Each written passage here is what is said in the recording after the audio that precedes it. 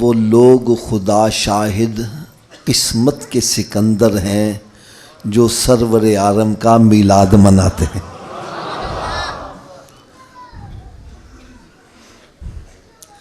میں آج آپ کو ایک بڑا ایمان افروز واقعہ سنانے لگا ہوں، بڑا ایمان افروز۔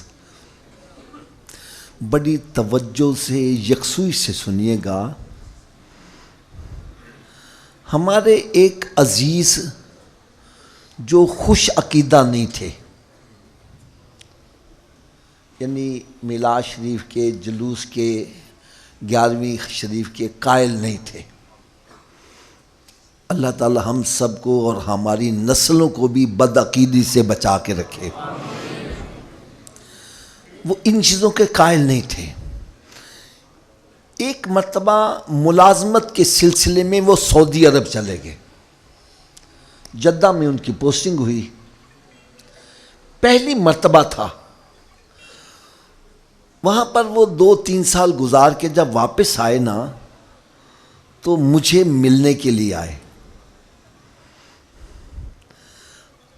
اور مجھے کہنے لگے حافظ صاحب آج میں آپ کو آپ کے عقیدے کی کوئی بات نہ سناؤں،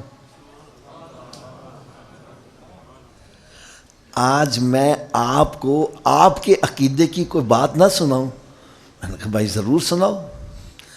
کہنے لگا حافظ صاحب مجھے زندگی میں پہلا موقع تھا جو میں پاکستان سے باہر گیا اور میرے لیے بڑا دشوار تھا، بیوی بچے رشتہ دار سب یاد آئیں اور میں بڑا پریشان رہتا تھا۔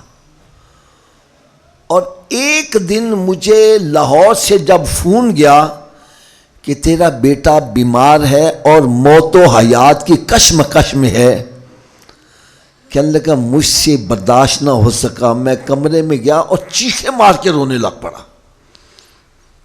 کہنے لگا میرے ساتھ والے کمرے میں 2 ہندو رہتے تھے، وہ بھاگے آئے اور صاحب جی کیوں آیا، کیوں رو رہے ہیں؟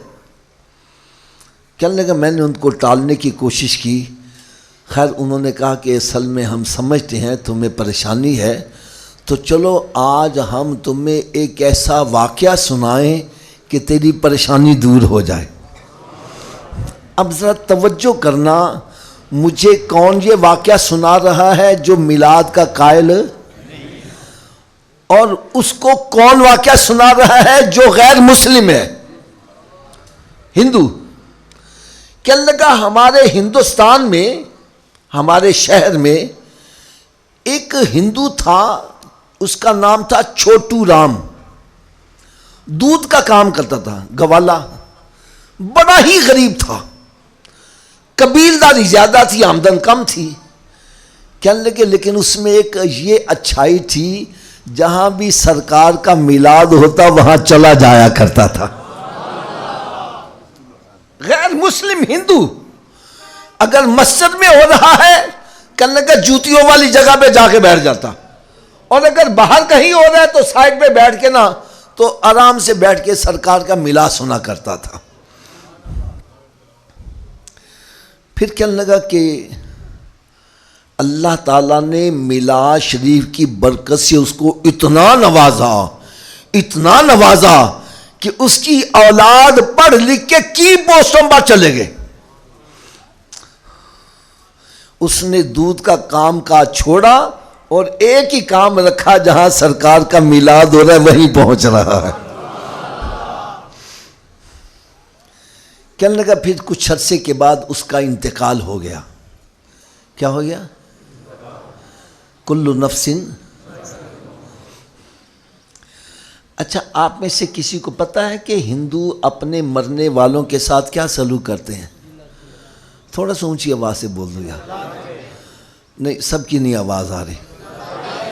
اچھا صرف غریبوں کو جلاتے ہیں یا امیروں کو بھی جلاتے ہیں؟ اپنے بادشاہ کو تو نہیں جلاتے؟ یار ہمیں اللہ کا شکر نہیں ادا کرنا چاہیے کہ اللہ تعالیٰ نے ہمیں ایسا محبوب عطا کیا جنہوں نے ہمیں جلنے سے بچا لیا۔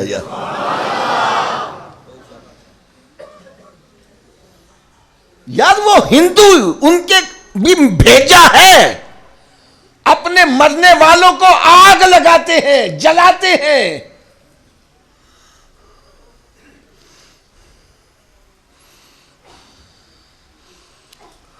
اور جو آتش پرست ہیں وہ اپنی میتوں کو جنگل میں جا کے پھینک آتے ہیں، ان کی لاشوں کو گدھ وغیرہ کھاتے ہیں اور پھر ہڈیاں اٹھا کے تو وہ پھینک دیتے ہیں. یہ مرنے والوں کے ساتھ حشر کرتے ہیں. اور کروڑوں درود، کروڑوں سلام اس پیارے آقا صلی اللہ علیہ وسلم پر. فرمایا میرا امتی غریب ہے یا امیر ہے، بادشاہ ہے یا فقیر ہے، وہ فٹ پاتھ پہ مرا ہے یا محلوں میں مرا ہے، فرمایا سب کے ساتھ ایک سلوک کیا جائے گا. ادھر تو غریب کو مٹی کے تیل سے جلایا جاتا ہے، امیروں کو دیسی گھی سے، سندل کی لکڑی سے. فرمایا غریب ہے امیر ہے سب کے ساتھ. اور فرمایا کہ چاہے فٹ پاتھ پر مرا ہے تو میرا امتی اس کو خوب نہلاؤ، دھلاؤ، صاف ستھرا کرو اور پھر اس کو معطر کرو، خوشبو لگاؤ اور پھر اس کو سفید لباس پہنا دو، سفید لباس پہنا دو. اور فرمایا کہ پہلے تم اس کے پاس بیٹھنا پسند نہیں کرتے تھے، اب یہ تمہارے کندھوں پر سوار ہو کے جائے گا. پہلے تم اس کے ساتھ نہیں بیٹھتے تھے، آج یہ تم سے آگے ہوگا، تم اس کے پیچھے پیچھے جا رہے ہوگے. کون جا رہا ہے؟ میرے آقا کا غلام جا رہا ہے. اور پھر دیکھو یار میری بات سنو، نماز فجر ہے، ظہر ہے، عصر ہے، مغرب ہے، عشاء ہے، جمعہ ہے، عیدین ہے، ہر نماز میں امام سب سے آگے، باقی سب پیچھے. کیوں جی حضرت صاحب ایسے ہی ہے نا؟ امام سب سے، باقی سب. لیکن فرمایا میرا امتی انتقال کر گیا، آج امام بھی پیچھے ہوگا، اس کو اس سے بھی آگے رکھا جائے گا. اور سارے بادب کھڑے ہو کر دعا مانگ رہے ہیں. پھر اس کو قبرستان لے جاتے ہیں. اب گڑھا کھدا ہوا ہے قبر کا، اس کو بیچ میں پھینک دے؟ فرمایا نا میرا امتی ہے، بڑے ادب و احترام سے نیچے اتارنا ہے. ایک نے پاؤں سے پکڑا، ایک نے سر کی طرف سے، درمیان میں کپڑا ڈال کے بڑے آرام سے نیچے اتارا جا رہا ہے. بھائی کیا ہو رہا ہے؟ سرکار کا غلام آ رہا ہے.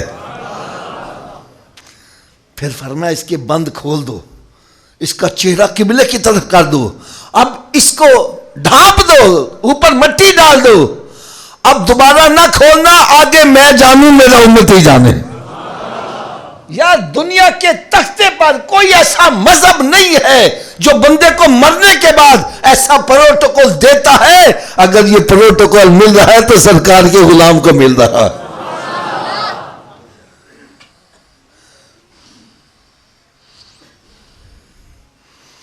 تو بھائی ہم جشن نہ منائیں جس نبی کی آمد سے ہمیں جلنے سے رب نے دنیا میں بچایا ہے، اور امید ہے سرکار کے صدقے جہنم کی آگ سے بھی رب تعالیٰ بچائے گا.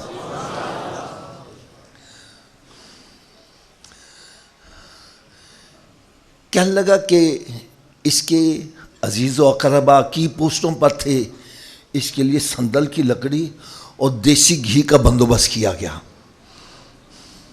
میں پھر ذرا بات ریپیٹ کروں، مجھے کون سنا رہا ہے؟ جو میلاد کا قائل ہے، اور اس کو کون سنا رہا ہے؟ جو ہندو ہیں.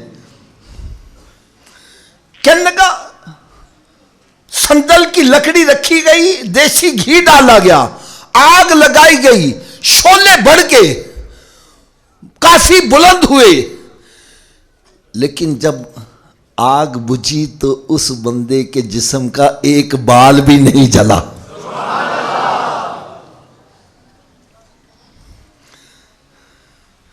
جسم ویسے کا ویسے سلامت ہے. انہوں نے کہا یہ کوئی اتفاق ہو گیا ہے، دوبارہ پھر لاؤ. پھر سندل کی لکڑی لائی گئی، پھر دیسی گھی کا بندوبست کیا گیا، پھر آگ لگائی گئی، پھر آگ کے شعلے بڑے بلند ہوئے، لیکن جب آگ بجھی تو دیکھا اس کے جسم کا ایک بال بھی نہیں جلا. پھر جب تیسری مرتبہ جلانے لگے تو اس کی بیوی سامنے آ گئی. کہنے لگی خبردار اب نہ اس کو جلاؤ, اب اس کو نہ جلاؤ. کہنے لگے کیوں نہ جلائیں, ہمارا مذہب کہتا ہے مرنے والے کو ہم نے جلانا ہے, ہم اس کو جلائیں گے. کہنے لگی تم اس کو 100 مرتبہ بھی جلاؤ یہ نہیں جلے گا, اس لیے کہ یہ میرے آقا کا میلاد منایا کرتا تھا. اور مرنے سے پہلے اللہ تعالیٰ نے اس کو دولت ایمان عطا کی. اس نے میرے سامنے کلمہ پڑھا تھا اور میں اس کو ظاہر اس لیے نہیں کیا کہ میں ہندو تھی, میں کیوں ظاہر کرتی. لیکن جب تم نے 2 مرتبہ جلایا یہ نہیں جلا تو میں پھر بتلانے پر مجبور ہو گئی کہ یہ تو مسلمان ہو کر مرا ہے, یہ سرکار کا میلاد منانے والا ہے, اس کو تم 100 مرتبہ بھی جلاؤ یہ نہیں جلے گا. تو وہ لوگ خدا شاہد قسمت کے سکندر ہیں جو سرور عالم کا